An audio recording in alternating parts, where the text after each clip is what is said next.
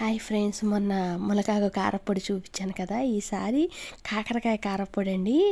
మా షాపు దగ్గర కాకరకాయలు డైలీ చాలా వస్తున్నాయి అన్నమాట. ఎన్నిసార్లు కూర వండుతాము, ఇంట్లో వాళ్ళు అయితే అసలు తినట్లేదు. ఏదో ఒక్కసారి అయితే తింటున్నారు, కానీ అమ్మ నేను మాత్రమే తింటున్నామండి. ఇంకా మిగతా వాళ్ళు ఎవరు తినట్లేదు.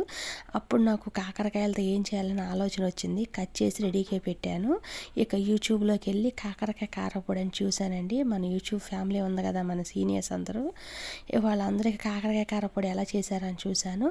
ఇక మూకుడి పొయ్యి మీద పెట్టేసి కాకరకాయలు డీప్ ఫ్రై చేసేసి పక్క తర్వాత ఎండుమిరపకాయలు, పచ్చెనగపప్పు, సాయగుళ్ళు, నువ్వు పప్పు, వేరుశెనగ గుళ్ళు, ధనియాలు, జీలకర్ర, వెల్లుల్లిపాయలు, చింతపండు అన్నీ రెడీగా పెట్టుకుని లో ఫ్లేమ్లో లైట్గా అన్నీ వేడి చేసేసుకొని ఫ్రై చేశానండి. లో ఫ్లేమ్లో నూనెలోనే చేశానండి. చేసి పక్కన రెడీగా పెట్టి రెడీగా ఇంకా మిక్సీలో వేసి కారపొడి చేశాను. ఇలా వచ్చేసింది పొడి పొడిగా. ఇక తర్వాత లాస్ట్లో మనకి ఎలాగో రైస్ కలుపుకొని తినడం అలవాటు కదా. ఇక చూసారా, కలిపేసానండి వేడివేడిగా. చట్నీ చేసిన, కారపొడి చేసిన ఇంకా లాస్ట్లో వేడివేడిగా కలిపేస్తానండి. అదే నా బంగారు తల్లి అయితే మాత్రం ఈ అన్నం ఎప్పుడు కలుపుతానా అని చూస్తుంది. నల్లేరు పచ్చడప్పుడు కూడా అంతేను.